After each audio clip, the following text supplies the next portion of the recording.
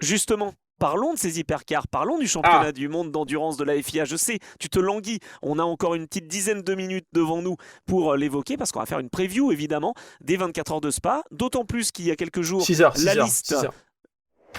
je pense. Oui, oui, non, mais c'est très à la mode en ce moment, notamment en Formule 1, tu sais, où du côté de la FIA, on a formalisé le fait qu'il faut, quand il y a un incident et qu'on mène une enquête, il faut juger l'incident en lui-même et pas les conséquences. Donc, j'aime bien voir un peu de diversité avec cette Lamborghini. On a quand même un podium avec 3 marques différentes, c'est la seule fois où ça arrive en ELMS.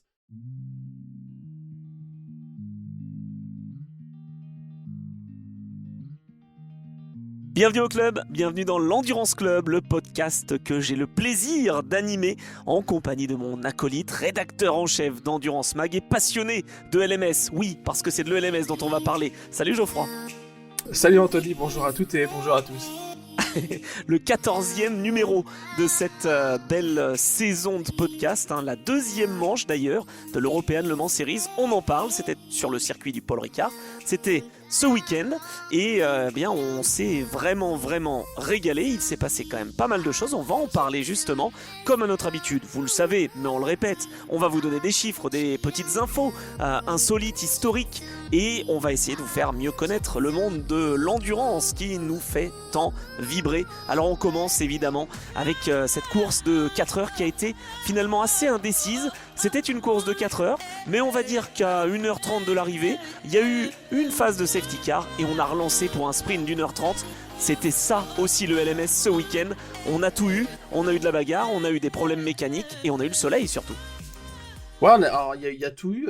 Écoute, c'était une course très sympa à suivre. J'ai regardé effectivement tout ça. C'est une course, j'ai envie de te dire, pour rentrer direct dans le fond du truc et donner mon ressenti. Tu sais, quand on fait nos previews de courses LMS, on dit tout le temps enfin moi le premier en tout cas, toi moi, t'as ton devoir de réserve, mais tu sais que on est un petit peu déçu par cette monotonie qu'on peut avoir en catégorie LMP2 avec uniquement des châssis Oreca.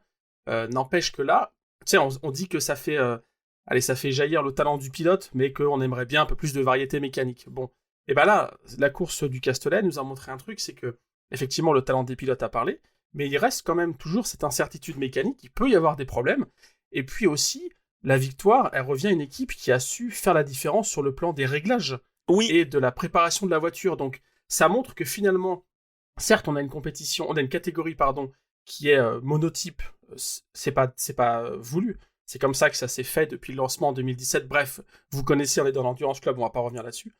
Mais ça nous produit quand même des courses de qualité et les 4 heures du Castellet 2024 resteront un exemple de ça, quoi. Je sais pas ce que t'en mais penses, mais moi, voilà. j'aime beaucoup la monotypie. Là. J'aime bien le fait que ce soit, même si c'est pas fait exprès, des Oreca 07 et qu'on puisse voir justement plusieurs équipes vraiment commencer à parfaitement la connaître, cette voiture. Et comme tu le disais, et c'est ce qui m'a plu en fait ce week-end, c'est qu'on a eu des choix risqués, des choix stratégiques qui ont payé. Inter-Europol Compétition s'impose. Ils confirment finalement leur victoire aux 24 heures du Mans. Souvent, j'entends dire ah, l'équipe Inter-Europol, est-ce qu'ils sont vraiment au niveau? Là, honnêtement, les deux voitures étaient aux avant-postes. Alors oui, ils étaient dans le match avec Cool Racing. Vraiment, on avait les deux équipes qui étaient un peu au-dessus du lot, je dirais, mais Mhm. avec un choix stratégique complètement euh, osé de la part Ouais, d'Inter-Europol. Les deux voitures ont opté pour ne prendre, alors ça paraît peu, mais que une seule ailette sur chaque côté de la voiture. Normalement, il y à en a deux. l'avant. Ouais, Il y a plus ouais. de charge aéro dans ce cas-là, et on peut mieux tourner normalement, mais d'un autre côté, on a plus de traînée aéro, et donc on va moins vite en ligne droite. Il y avait ça comme choix, et il y avait aussi le choix des boîtes de vitesse, et on va en parler de ces boîtes de vitesse parce qu'elles ont été aussi un acteur majeur finalement de cette édition. Moi, je trouve que c'est vraiment bien joué de la part de l'équipe de Sacha Fassbender. Les deux voitures de chez Inter-Europol partaient très loin, 12 et 13. C'est sûr qu'en qualif, on a encore eu du spectacle et ça sera le cas durant toute la saison, ça j'en suis sûr. 1 seconde 3 d'écart seulement entre la première place et la dernière place en LMP2 Pro, avec un avantage, je crois, de 3 dixièmes sur le reste de la concurrence pour l'équipe d'export. Donc vraiment, je ne sais pas ce que tu en penses, mais ce choix stratégique d'Inter-Europol fait qu'ils ont gagné. Il n'y a pas eu que ça, mais c'est vraiment intéressant, je trouve, d'avoir pu prendre un choix un petit peu différent de tout le monde et d'avoir pu s'imposer. En fait, c'est comme tu le dis, c'était la carte qu'ils avaient à jouer parce que ils partaient loin. On le sait et on le voit. J'ai l'impression à toutes les courses cette année, quand tu pars dans le peloton, eh ben tu as le risque dans les premiers virages, dans les premiers mètres, d'avoir des contacts. Ça s'est vérifié en WEC, ça s'est vérifié en ELMS. Donc partant en 12-13, ils avaient, à mon avis, le couteau entre les dents, mais aussi l'obligation un petit devoir de réserve, tu vois, dans les premières boucles. Mais ils avaient cet avantage qui était un pari en fait, parce que là c'est comme d'habitude, quand on fait nos débriefs on peut dire qu'ils ont réussi, mais ça aurait pu être un pari totalement loupé. Alors de ce que j'ai compris, donc ils ont choisi, comme tu l'as dit, un kit avec un appui réduit, donc moins d'appui que les autres. Ils étaient les Oui, seuls en LMP2 à faire ce choix, qui est plutôt un choix habituellement réservé aux 24 heures du Mans, puisque tout à fait. on favorise la vitesse de pointe dans les Hunaudières, donc ils ont fait ce choix, qui a été, semble-t-il, justifié en partie par le vent, enfin, ou l'absence de vent, je sais pas, mais en tout cas, il y avait le paramètre météo qui jouait pour choisir ce kit, donc c'est quand Oui, même un élément intéressant. Et puis aussi, je crois qu'il y a eu un peu de stratégie dans les arrêts au stand. Je crois qu'ils ont anticipé un de leurs premiers arrêts au stand, faire un relais plus court. Enfin bref, pour moi, c'est une victoire qui montre à la fois, on va revenir après sur les péripéties qu'ont connues certaines équipes concurrentes, parce que cette victoire, elle aurait peut-être pas été si simple si notamment la Cool Racing avait vu l'arrivée. Mais en tout cas, c'est une victoire qui vient saluer et montrer que l'équipe Inter-Europol, eh ben, tu vois, ils ont gagné les 24 heures du Mans l'année dernière, mais ils continuent à faire des choix, on va dire, audacieux et à se démarquer. Et là, peut-être qu'ils n'avaient pas le choix que de faire ça. Et finalement, ça a payé. Donc moi, je trouve ça génial. Et à moins de 30 jours maintenant des 24 heures du Mans, enfin une trentaine de jours des 24 heures du Mans, il se positionne pour moi d'excellente manière, quoi. Il rappelle la victoire de l'année dernière, il se Hmm. positionne là. Après, l'équipage sera pas le même aux 24 heures du Mans. Sans dire de bêtises, je crois que Tom Dillman ne sera pas au volant. Mais voilà, il y a en tout cas, ils marquent clairement leur position, quoi. Oui, complètement. C'est vrai que bah, c'est une équipe qui prend des risques en fait, parce que Ouais, ouais, ouais. on a souvent ce contre-pied. Aux 24 heures du Mans, on avait ce contre-pied avec la boîte de vitesse. Justement, les boîtes Oui. de vitesse, on en parle parce que bah, sur le circuit du Castellet, en fait, en termes de temps autour, c'était quasiment identique. Si on avait une boîte moyenne, moyennement longue, j'allais dire, et une boîte avec des rapports très longs pour avoir une Mhm. longue allonge et pour pouvoir avoir une bonne vitesse de pointe, Oui. donc privilégier l'aspiration et donc les dépassements en termes de course. Mais par contre, sur le premier et le troisième secteur, c'était très très dur parce que bah, avec des rapports plus longs, on a plus de mal à s'extraire des virages. Les autres équipes ont plutôt opté pour une boîte qui était mi-longue, hein, on est bien d'accord, c'était un compromis en fait, mais on n'avait pas la boîte Le Mans, quoi, je veux dire. Mais pour Inter-Europol, à la fois le fait d'avoir les ailettes en moins finalement sur la partie avant de la voiture et d'avoir cette boîte longue, eh bien ça leur a permis, bah, ce qui était prévu, hein, de dépasser à l'aspiration pour pouvoir prendre l'avantage. Bah, ça aurait pu capoter, ça ne l'a pas Mhm. fait. Mhm. Heureusement pour eux, il y a eu aussi des faits de course et cette fameuse safety car Voilà. qui a un petit peu rebattu les cartes. Exactement, il y a eu des faits de course aussi, donc problème de boîte, comme tu l'as dit, pour d'autres concurrents, notamment bah, la voiture sœur, puisque finalement là on parle des vainqueurs du jour, c'est la 43, mais la 34 a été touchée par des problèmes, et puis clairement aussi la voiture de Cool Racing qui était en tête au moment où elle a abandonné, Oui, euh, bah, là c'est pareil. Alors, de mon souvenir, j'ai trouvé que le premier relais était moins incisif qu'à Barcelone, en tout cas chez Cool Racing, je trouve que ça c'était moins dominateur, c'était moins marqué qu'à Barcelone. Mais bon, ouais, mais est-ce que c'était globalement, pas tu un vois, choix pour ne pas utiliser trop les pneumatiques aussi? Parce qu'on sait que sur la piste du Castellet, l'année dernière, ça a été le cas.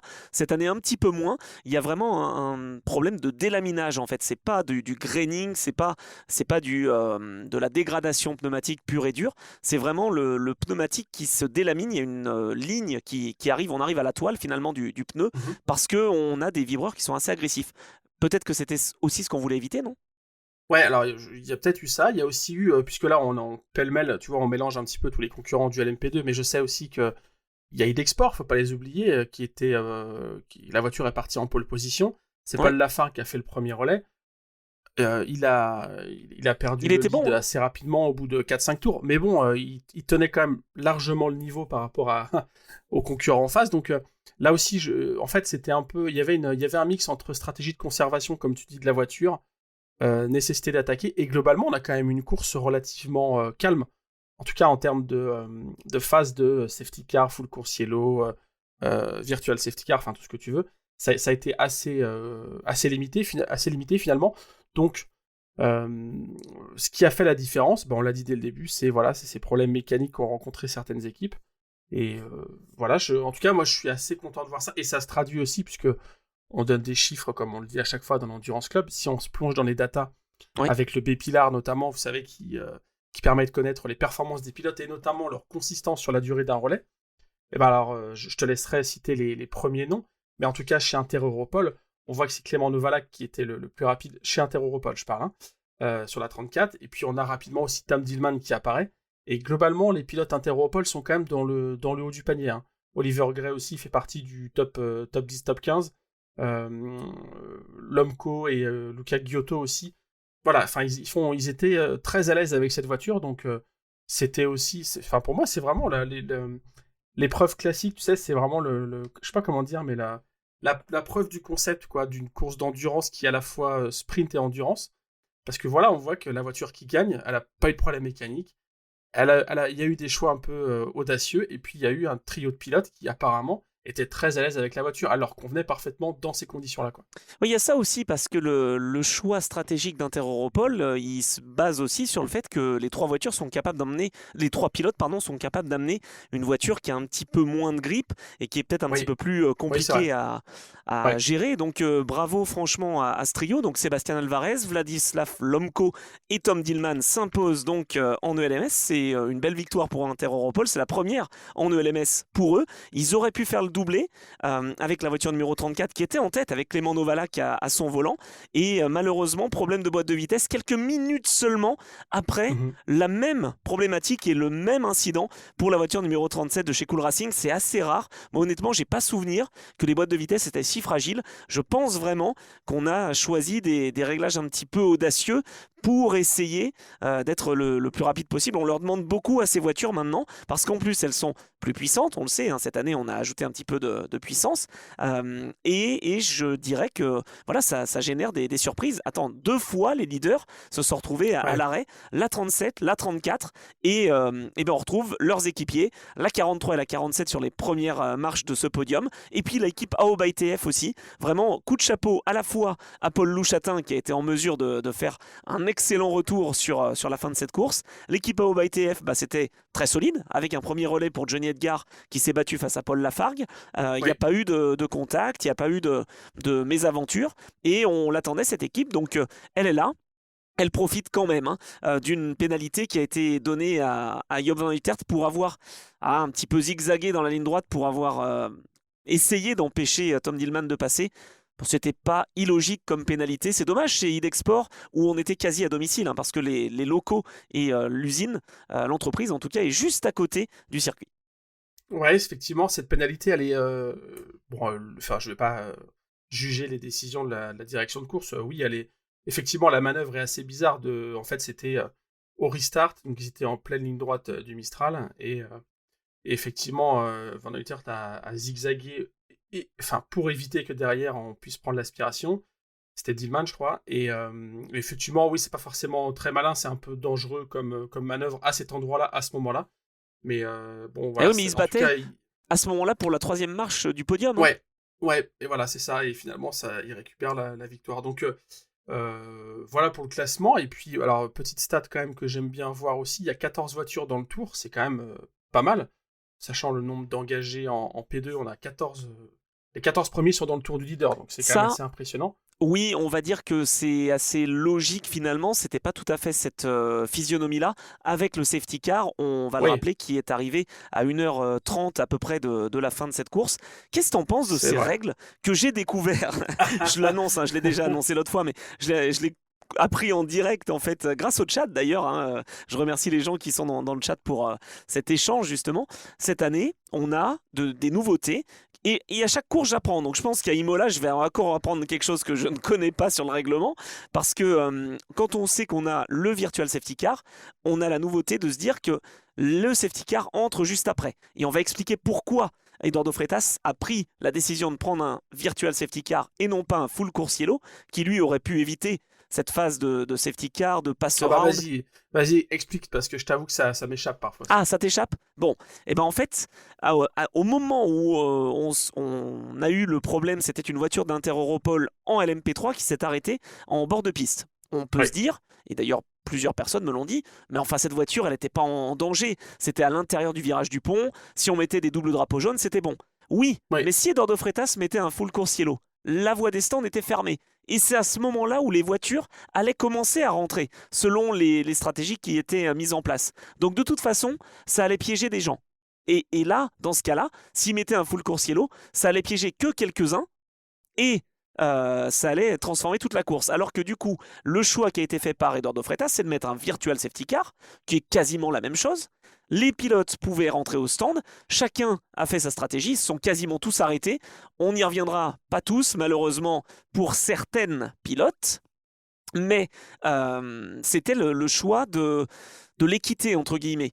Mais ça a duré une plombe, parce que ça a duré 20 minutes en fait, puisque Mhm. certaines voitures étaient donc devant leur leader et avaient donc la possibilité de faire le pass around, et ils ont gagné quasiment un tour. C'est arrivé en LMP2 Pro-Am notamment, on y reviendra. Et donc voilà pour ce choix, parce que le VSC, le Virtual Safety Car, interdisait les pilotes de rentrer au stand, full course yellow, pardon. Eh bien on a décidé de prendre le Virtual Safety Car comme outil. Donc ça, c'est quelque chose que j'avais appris à Barcelone. Et puis, j'ai aussi appris qu'on perdait des points de licence en ELMS. Alors ça, c'est quand même Oui, la grande alors, nouveauté. Mais qu'est-ce que c'est ça, que cette histoire? ouais, ça, je t'ai entendu le dire, effectivement. Je savais pas non plus Mais moi que non ça plus. pouvait. Et là, il y a Déjà que la 3 pilotes sanction qui ont était perdu des aussi points. immédiate. Ouais, et puis que la sanction était immédiate, quoi. Enfin, c'est. Parce que. euh, Mais Alors, il y a eu ça, pour le coup, notamment. c'est pas grave. Ça, pour le coup, c'est pas quelque chose qui me dérange qu'on prenne une sanction relativement rapidement. Le truc, c'est que je ne connaissais pas le nombre de points qu'on avait sur la licence. Donc, a priori, c'est 8. Donc, je remercie Nina qui est au fait des règlements.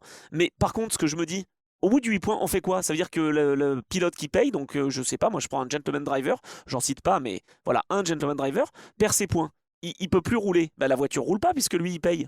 Comment on fait là dans ce cas-là?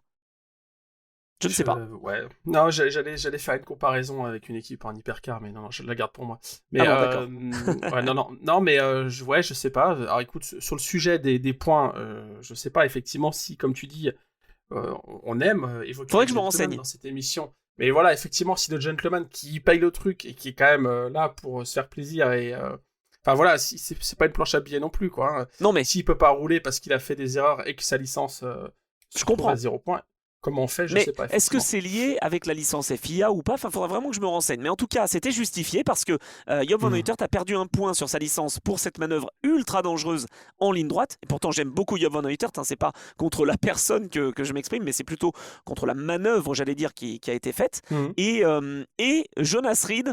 Donc c'est un futur pilote d'avion, hein, on l'a appris ce week-end. Le décollage de Jonas Reed, il a perdu un point sur sa licence. Au début on se dit mais pourquoi il a été pénalisé? Mais en fait parce que le fait de rouler hors trajectoire à fond, de rester pied au plancher et d'oublier finalement qu'on a plusieurs configurations de pistes sur ce tracé du Castellet, bah, ça lui a été reproché parce que s'il avait perdu le contrôle au milieu de la ligne droite, ça aurait été un carnage. Voilà pourquoi on a donc sanctionné Ouais, Jonas après, Reed. tu vois, c'est là où moi je me dis, oui, si il avait perdu le contrôle, l'a-t-il perdu? Non. Donc bon, tu vois, là par exemple, c'est le genre de truc où je me C'est dis, pour éviter l'escalade, je pense. oui, non mais c'est très à la mode en ce moment, notamment en Formule 1, tu sais, où du côté de la FIA, on a formalisé le fait qu'il faut, quand il y a un incident et qu'on mène une enquête, il faut juger l'incident en lui-même et pas les conséquences. Donc là, tu vois, c'est un peu, je sais C'est pas, c'est vrai. un peu un entre-deux parce que effectivement, c'est le genre d'endroit où normalement t'es pas censé poser tes roues parce que il peut y avoir un accident. Après, il n'y en a pas eu, donc moi j'aurais. Mais enfin, après, ça Ouais, je fait comprends. pour moi.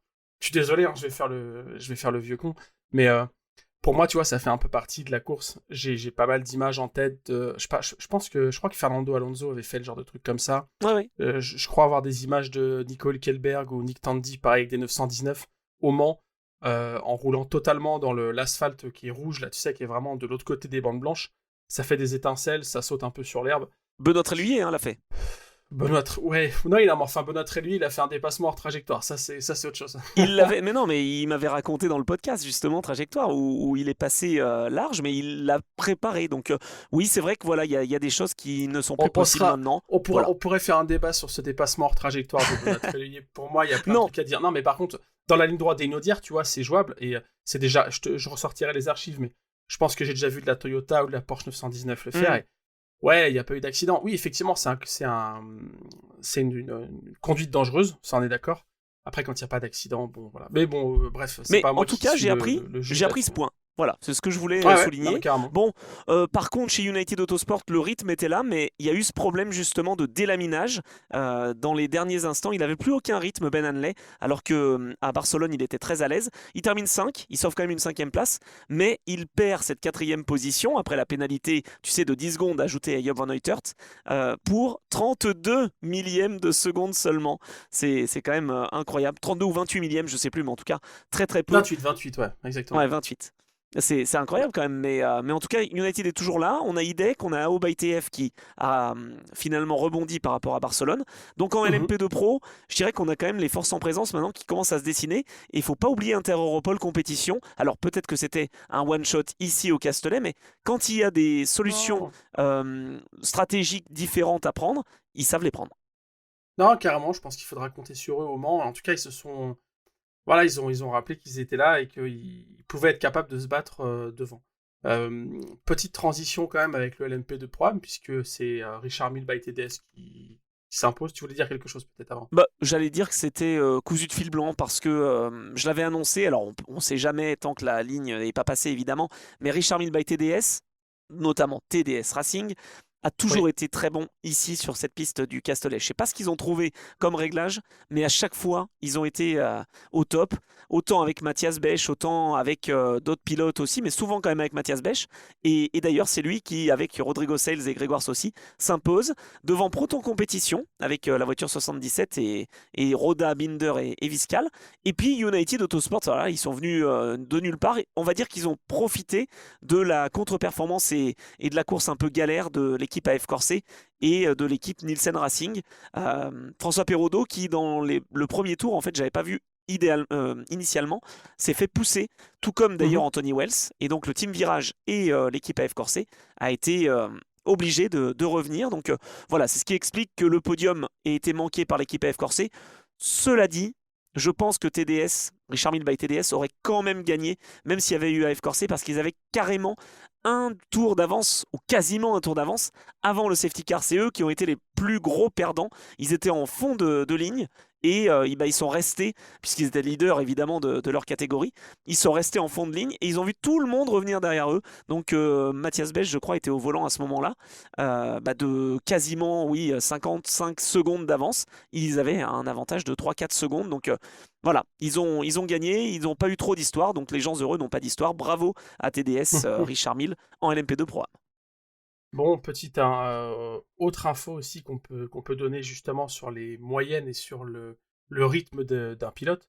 Si on se plonge dans les données du B-Pilar, disons, j'ai du mal à parler aujourd'hui. Si on se plonge dans les données, on peut voir quand même que Grégoire Saucy fait partie du top des pilotes. Oui, Et on a aussi quand même Alessio Rovera qui, comme tu le dis, était chez F Corset sur la 83. Alessio Rovera, il est troisième en moyenne des temps autour. Donc évidemment, c'est pas une surprise hein, qu'il soit à ce niveau-là. Mais c'est pour vous dire que la frontière, la limite entre la catégorie LMP2 Pro et la catégorie LMP2 Pro Am, finalement, elle tient à un fil. Puisque si tu veux qu'on fasse oui, des citations, des métaphores sur les fils, on elle est, tient on à est pas grand-chose. d'accord. Parce qu'on a des pilotes qui... la composition des équipages le permet. Et on a des pilotes qui, clairement, envoient la sauce. Et je pense que la 83, sur la durée de 24 heures, elle sera quand même Bien largement sûr. avantagée par cette composition d'équipage. Voilà, Non, mais à voir. c'est évident, en LMP2 Pro, mais en fait, si tu veux, comme on le dit tout le temps, hein, mais l'idée c'est quand même de faire fonctionner le mieux possible le pilote gentleman Ouais. et les pilotes pro doivent s'adapter. C'est un peu ce qui se passe d'ailleurs chez DKR Engineering. Je voulais quand même leur tirer un petit coup de chapeau parce qu'ils ont un pilote, donc Andrés Lator, qui clairement, pour l'instant, n'est pas au niveau du LMP2. Mais lui-même le sait, hein. Il était à 7 secondes des temps à Barcelone.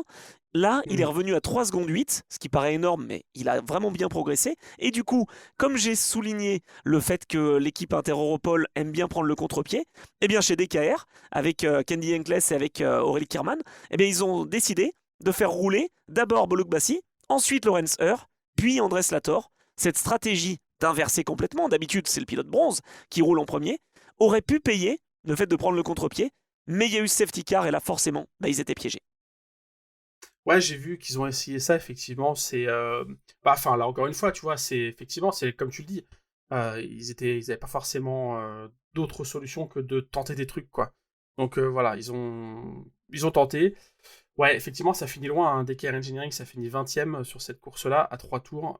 D'accord, Ouais, mais en fait, ouais. ils finissent loin parce que justement, il y a eu cette phase de safety car. Sinon, je pense Oui, que sur le long terme, s'il n'y avait pas eu de neutralisation, ça pouvait faire peut-être 4, 5, voilà, sur le ok, classement LMP2 Pro-Am. Donc, bravo à eux, en tout cas, d'avoir essayé. De toute façon, ils n'ont rien à perdre. Donc, il a en exactement. tout cas envie de progresser. Et donc, on espère pour lui qu'il puisse, en tant que pilote bronze, progresser. Tout comme d'ailleurs Michael Jensen et Nick Adcock, 2 pilotes bronze vainqueurs en LMP3, Geoffroy, avec Gaël Julien, le français. C'est possible donc de faire fonctionner un équipage avec 2 pilotes bronze et un pilote silver. Ouais, alors RLRM Sport, je me souviens, je l'ai dit en plus la semaine dernière. Je crois que je l'ai glissé comme ça en disant tu connais très bien ma moindre connaissance de la catégorie LMP3. Alors tu sais, moi je fonctionne, je sais pas comment on appelle ça, cette méthode, mais tu sais, quand je connais pas un truc, je repère les noms que je connais un petit peu, ou des Oui, couleurs, ou des images, tu vois. Bon, bah là, si tu me demandais de mettre une pièce, j'avais dit RLR, bon, DKR, ok. J'ai parlé d'Ultimate, je me souviens. Bon, bah voilà, je suis pas si mal finalement, t'es pas parce que mal. j'ai le trio dans le désordre. Alors bon, j'ai donc oui, un peu moins suivi la course en LMP3. Ce que je vois, c'est qu'on peut quand même se féliciter, puisque nous sommes dans une catégorie où il y a un peu plus de diversité. On peut se féliciter de voir une nouvelle fois une Duquesne au placé, en l'occurrence DKR Engineering.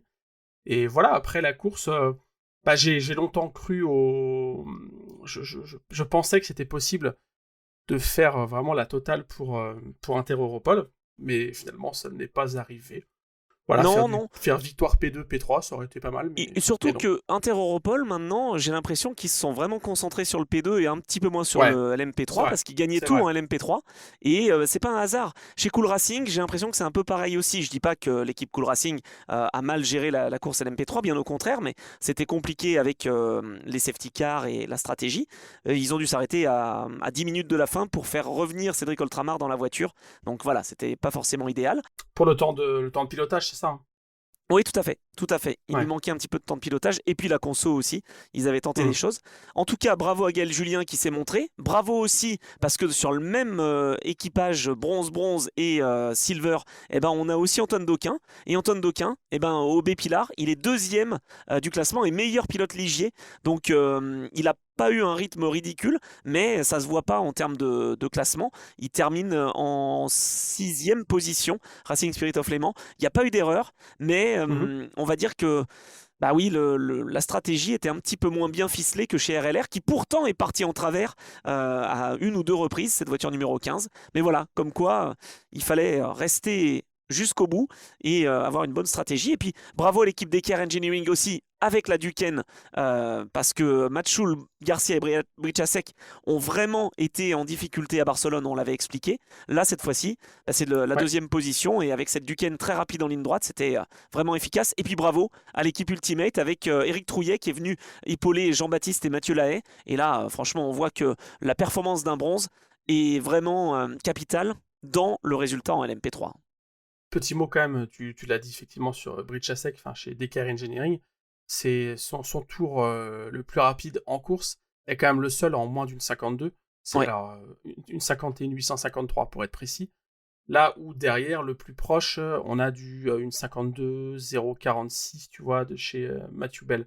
Mais ça veut dire qu'il a quand même mis un petit gap. En tout cas, il est le seul à être descendu sous la marque des 1,52. Alors, je sais, c'est très psychologique, mais bon, c'est quand même.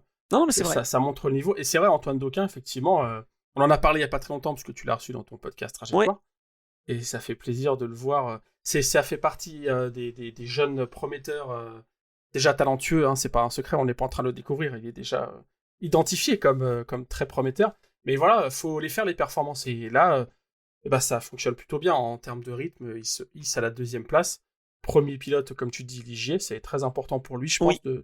de montrer ça, quoi, de pouvoir construire sa saison comme ça. On l'attend à ce niveau-là. Il tient son rang, quoi.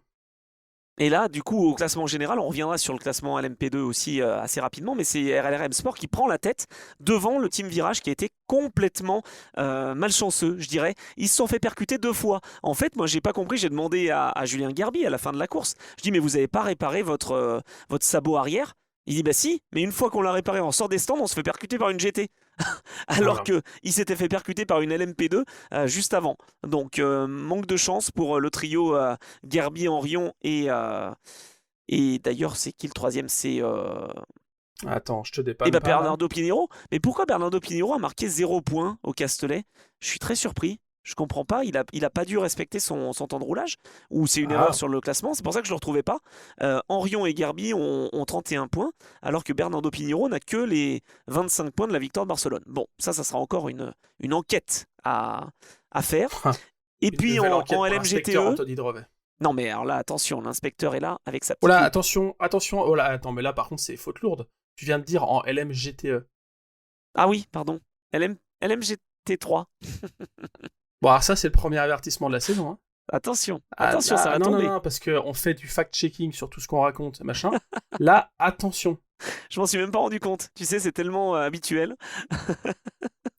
Bon, alors, le LMGT3, Oui, j'étais pas mal aussi, parce que je crois que j'en ai parlé de cette Spirit of Race de la Ferrari, qui gagne, finalement. Et je t'avais même dit aussi qu'il fallait pas oublier la Lamborghini, que t'en parlais pas. Ah, et là, j'ai eu le nez creux pour une fois sur le LMGT3. ouais. Et je t'avais parlé de l'Aston Martin de Racing Spirit of Le Mans, donc tu vois, on est C'est pas vrai. mal. Qui finit troisième. Après une lutte incroyable de Valentin Asclo face à Mitchell Gatting. On va en Oui, parler de ces Iron Dames. Elles ont dominé le début de course et en fait c'est le oui. safety car qui les a complètement plantées. Elles ont dû s'arrêter complètement hors fenêtre. Alors c'est de la stratégie. Il n'y a peut-être pas eu autant d'anticipation que prévu, mais toujours est-il que cette Porsche pour l'instant, elle est quand même vraiment malchanceuse. En fait, si j'ai bien tout suivi, c'est que la période de neutralisation est arrivée alors qu'elles avaient déjà fait leur arrêt au stand et que les autres, du coup, ont pu en profiter pour en faire un plus court. Non, c'est pas ça? Ouais, si, si. Enfin, et puis du coup, Voilà. elles ont dû en refaire un autre après. Enfin, elles Ouais, étaient ouais. complètement hors séquence et elles ont fait ce qu'elles pouvaient, mais pas de podium. Mais en tout cas, belle bataille, effectivement. Tu le sais, Michel Gatting, pour moi, c'est pas. Alors, c'est pas le maillon faible quand il y a Raël Frey au volant. Mais Michel Gatting, j'ai un peu moins. Je suis un peu moins accroché Ah, pourtant, comparé à elle Sarah est Bovy, rapide, hein. par exemple. Ouais, mais je sais pas, il y a un truc, mais j'en avais déjà parlé. Faut que j'arrête de faire des fixettes comme ça. Mais voilà, il y a un truc, je sais pas, c'est très personnel, hein, c'est le ressenti que j'ai. Mais là, face à Valentin Asclo, bah voilà, face à Valentin Asclo, quoi. Il y a juste ça à dire. C'est-à-dire que quand tu te bats contre ce genre de gars, et que tu arrives à tenir la comparaison et à finir à une seconde derrière, donc ils ont roulé quand même pas mal de tours Belle l'un défense avec d'ailleurs, hein. l'autre. Belle défense Ouais, de Valentin, hein. Clairement, il a réussi à rester mi-piste, à bien défendre comme il fallait. Donc c'est top. Mitchell Gatting, quand même, hein, je regarde le B-Pilar, 56-6, c'est un dixième de mieux que Valentin Asclo en termes de rythme. Elle était juste derrière Matt non, mais Griffin. Donc bon, attention quand même, hein, elles sont rapides. C'est Julien Lower qui a été le plus rapide et de loin. 55-8 dans son meilleur tour et tour moyen 56-3 quand les autres sont 56,9. Non mais franchement. non, C'est mais incroyable. Il partait tu sais, tellement loin, mais Julien, il, il est avionique, hein. il va falloir que, ouais, Julien, oui, non, mais évidemment. Après, il va falloir que je mette à jour mon logiciel et que j'accepte de changer d'avis sur Michel Gatting, comme tu dis. J'ai les stats sous les yeux aussi. Et même Araël Frey était juste devant Valentin Asclo aussi en termes de rythme. Non, mais cette Porsche, Donc, elle était bien là. Elles non, étaient non, bien mais ces Porsche. faut que j'accepte la réalité. Après, donc, j'aime bien voir un peu de diversité avec cette Lamborghini. On a quand même un podium avec 3 marques différentes. C'est la seule fois où ça arrive en ELMS. Donc Ouais. là, on a 3 marques différentes. C'est plutôt pas mal. Que dire d'autre? Déception pour la Iron Dames. On l'a vu dans le dernier épisode. Elles sont normalement plutôt à l'aise sur le circuit Paul Ricard. Ou en tout cas, c'est un circuit qui leur réussit. Et là, c'est dommage d'arriver au pied du podium. Après, voilà, elles ont depuis le début de la saison, je pense qu'elles ont quand même engrangé assez d'expérience pour arriver en confiance aux 24 heures du Mans. Ouais. J'espère en tout cas. Donc, parce que la manche de Barcelone, on l'a déjà dit suffisamment, elle devait leur revenir. Et puis, cette course, elles ont montré aussi de belles choses. Après, au Mans, ça sera quand même dans une configuration différente parce que ça sera en Lamborghini. Et ça sera Sarah Bovy, Michel Gatting, mais Dorian Pain, et non pas Raël Frey dans le troisième. Tiens, en Pour parlant piloter de en tant que changement troisième. d'ailleurs, en parlant de changement, on a l'Argentin, Nicolas Varrone, qui est venu prêter main forte chez AF Corse dans la 51 avec Charles-Henri Samani et Emmanuel Collard. Il est venu et il a bien vu comment ça se passait. Nico Varrone, c'est le pilote qui est le deuxième plus rapide sur son relais. Donc il est là pour vraiment accompagner Manu Collard et Charles-Henri Samani. Et il a été prêté par Corvette, on l'a dit. Et franchement, c'est toujours un excellent pilote. Il l'a montré, il s'était imposé en 2022 avec Ferrari. Il retrouvait Ferrari. Belle adaptation aussi, je voulais le souligner, bravo à lui parce que Ouais. c'est quand même solide. Et puis un petit mot aussi sur Casper Stevenson pour l'équipe Racing Spirit of Le Mans. C'est un vrai très très bon pilote aussi chez Aston. Donc voilà, ça a été vraiment très très très très solide, très très fort. On va aussi parler peut-être du classement général parce que finalement à force d'être bien placé mais jamais victorieuse, les Iron Dames sont 7e avec 14 points et c'est David Perel, Duncan Cameron et Matt Griffin après cette victoire qui possèdent 35 points devant la Lamborghini de chez Iron Lynx qui est toujours placée qui a 33 points et derrière on a la Ferrari de chez GR Racing, ça c'est incroyable, en troisième position du classement général. Ouais, exactement. Bah écoute, je pense qu'on a fait un tour assez complet de cette course qui était, comme on l'avait dit déjà, la dernière avant le rendez-vous des 24 heures du Mans. Oui, Et après, il y a une petite trêve, on va dire, pour les concurrents ELMS, et puisque oui, sinon, ça revient en juillet. C'est ça. exactement. Le premier week-end de juillet, ça sera Imola. Et en Mhm. LMP2 Pro, on a Inter-Europol qui s'est placé en première position devant United Autosport, Cool Racing, Idexport, Algarve. Tu me vois venir, mais pour le Mans, je pense qu'ils sont pas mal bien, hein, ces équipages. Dommage pour Panis Racing qui a été dans le rythme, mais qui a été vraiment hors séquence et assez rapidement en difficulté. Donc voilà, on y reviendra plus précisément, mais Ouais. c'était plus compliqué. Charles Milesi a quand même réussi à se montrer encore une fois, comme d'habitude, j'allais Oui. dire, très rapide. Ouais, que ce soit performance sur un tour ou performance sur un relais, Charles Milesi, il est toujours là. Et il sera aux 24 heures du Mans, on le rappelle, plutôt en hypercar, puisqu'il est du côté de chez Alpine, dans le programme officiel. Justement, parlons de ces hypercars, parlons du championnat Ah, du monde d'endurance de la FIA. Je sais, tu te languis, on a encore une petite dizaine de minutes devant nous pour l'évoquer, parce qu'on va faire une preview, évidemment, des 24 heures de Spa, d'autant plus qu'il y a quelques jours, 6 heures, la 6 heures, liste... 6 heures. J'ai dit quoi? On va se contenter de 6 heures. Ça fait. Non, bah là, c'est carton rouge, du coup. On arrête l'émission. T'as dit Aïe, les 24 heures de Spa. on arrête l'émission, c'est terminé, mesdames et messieurs. Je rends mon tablier. Non, c'est pas vrai. C'était un deuxième carton jaune, mais ça ne fait pas carton rouge. Euh, j'ai beaucoup d'avertissements avant, avant Non, la fin. mais je t'enlève des points sur ta licence. Mais ouais, ce sera les 6 heures de Spa. Donc, ce Je sera n'ai la plus que 6 troisième. points sur ma licence, comme les 6 heures de Spa, mais parce que je pensais aux Voilà. 24 heures du Mans. Je voulais dire que la liste des engagés, il y a quelques jours, a été dévoilée. Et on fera un épisode spécial, évidemment, avant les 24 heures, avec une liste des engagés qui sera complète véritablement, mais on a eu quand Ouais. même quelques petites infos. Tu veux en parler avant ou après les 6 heures? Pour les 24 heures du Mans, tu veux dire? Ouais, pour les petites Non, bah là, on surprises. peut. Bah, enfin, sur les 6 heures de Spa, ouais, qu'on n'a pas forcément beaucoup de choses à dire. Enfin, les enjeux, ils sont assez évidents. C'est, pour le coup, comme là, on vient de vivre les 4 heures du Castellet LMS, les 6 heures de Spa seront l'ultime répétition avant les 24 heures du Mans. Donc, évidemment, on attend les forces en présence qui voudront. Enfin, tous ceux qui voudront être devant 24 heures du Mans. Donc, Oui, voilà. mais, qui vont se montrer ou pas. Parce que là, et je Ah, pense ouais, qu'il y a un jeu de ouais, dupes ouais. depuis le début de cette saison. Quand on voit le rythme des Toyota, même si elles ont gagné à Imola, quand on voit le rythme des Ferrari et d'autres constructeurs, je pense qu'on est en train d'essayer de cacher son jeu. Ouais, écoute, ça, c'est le genre de truc que j'aime pas trop, tu vois. Oui, Moi je non plus, sais. mais on le Non, mais je comprend. sais. On est sur ça, donc après, on verra. La BOP a été dévoilée Oui, aujourd'hui, tout à fait. avec pas mal de poids en plus, je crois. Attends, la Pour puissance. Attends, Ferrari. attends, Ouais, voilà, Plus de c'est poids ça, hein, pour c'est bien Ferrari. ce Et que moins je de pensais. puissance. Attends. Ah bah Alors c'est voilà, super. bon, bah. Et ils ont bien fait de tout montrer à Imola pour essayer de gagner et faire le triplé. Ils se retrouvent avec aucune voiture sur le podium et, et moins de puissance et plus de poids. Nickel.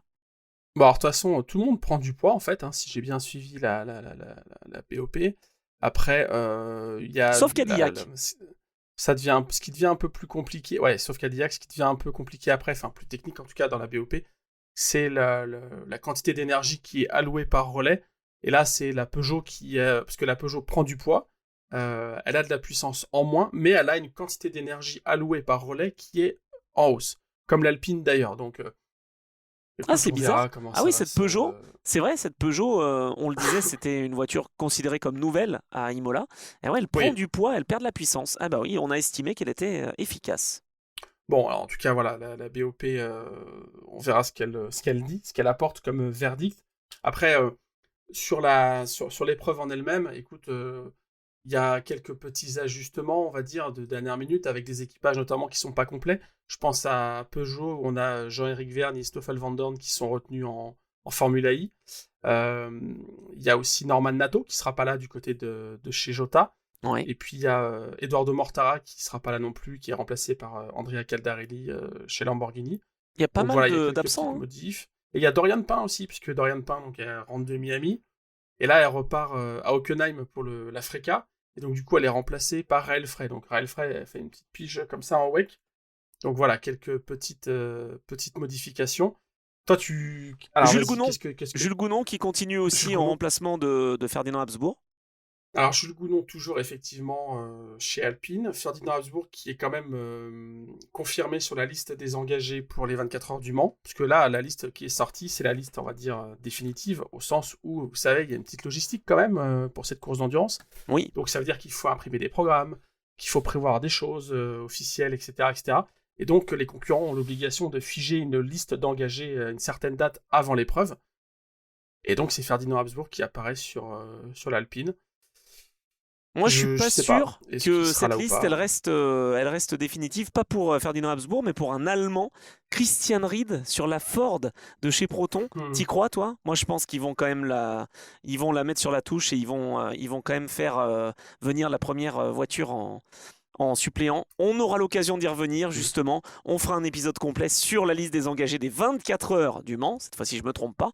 Et pour les 6 heures de Spa, t'attends qui? Allez, on va faire un petit pronostic quand même. Est-ce que tu t'attends à voir une course serrée déjà? Est-ce que tu t'attends à voir peut-être les Cadillacs, les Porsche revenir aux avant-postes? Pourquoi pas? Après une performance à Imola qui était un peu moins étincelante. Je m'attends à retrouver un petit peu la même physionomie avec Toyota et Ferrari devant, Oui. et avec Porsche un petit peu derrière, mais peut-être effectivement une course plus regroupée qu'à l'habitude, ou en tout cas que les 2 premières épreuves de cette saison. J'espère que... J'ai le sentiment en tout cas qu'on converge vers la direction idéale qui serait cette fameuse équité apportée par la balance de performance et qui permettrait à chacun d'exploiter son matériel de la meilleure manière possible. Donc plus les courses avancent, en tout cas, je trouve qu'on arrive à retrouver cette promesse. Donc peut-être effectivement un match à 3 entre Toyota-Ferrari, ça me paraît toujours fort, ça y a pas de souci. Et puis aller Cadillac ou Porsche qui vraiment est au même niveau, tu vois. 3 constructeurs qui se battent ensemble. Ouais, on va rappeler qu'on est évidemment sur les terres de WRT, donc BMW qui avait déjà montré quelques progrès Oh, sur l'épreuve oui. d'Imola, potentiellement avec la connaissance, je veux dire, à la fois des pilotes et de l'équipe, pourraient peut-être essayer de sublimer le rythme intrinsèque de leur voiture. Et puis je Comme me tu dis, y allez, vas, comme pourquoi tu pas y une vas. petite pièce? S'il faut mettre une pièce, je vais tenter quelque chose hein, de toute façon. On est dans le club, vous faites partie du club également, donc vous saurez, et là aussi quoi dire sur les réseaux avec le hashtag Endurance Club. Je vais tenter une petite pièce sur la Peugeot numéro 93. Allez, pourquoi pas, avec Janssen et Muller. Euh, Peut-être, non, mais pas pour la victoire. Non, mais c'est bien. Mais je me dis que avec un aileron et un effet de sol et aéro qui est forcément pensé pour les longues courbes et les circuits assez rapides, comme peut l'être Spa-Francorchamps, je les vois pas si loin que ça, ces Peugeot. Voilà, en tout cas la En 93. tout cas, ça peut être un terrain de jeu plutôt efficace pour elle. Donc ouais, oui, non, pourquoi pas. Écoute, on va suivre ça. Course samedi, si je dis pas de bêtises. Au niveau Oui, tout à du fait. planning, c'est un petit peu différent. C'est une course qui a lieu le samedi, départ 13h. Et les qualifs, c'est vendredi. Donc voilà, vous avez le programme, l'intégralité du programme qui est dispo sur endurancemac.fr, bien sûr, avec le détail de où aller pour regarder.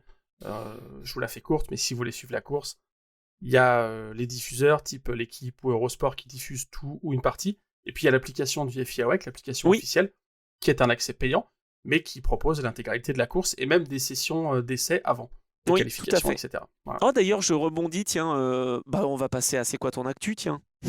Oui. Parce que je vais rebondir.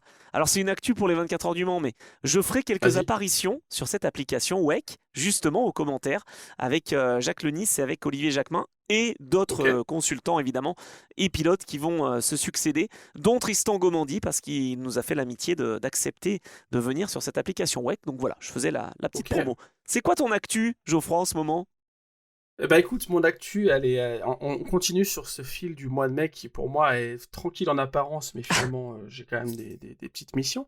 J'ai eu un échange très sympa avec Grégoire Saucy, tu vois, la semaine dernière, donc qui a été, comme on l'a dit, vainqueur de catégorie au Castellet, donc pas mal. J'ai eu le bonheur d'échanger avec lui un petit moment, et puis il est sympa, pour un article. Ouais, très sympa pour un article qui sortira dans Auto Hebdo. Et puis voilà, je suis toujours en train d'avancer sur ce fameux tableau que je vous promets. Je vais encore une fois monter le truc. Ouais, non mais j'utilise l'intelligence artificielle pour ne rien te cacher, pour aller chercher le tricheur, des données. C'est un carton jaune, monsieur.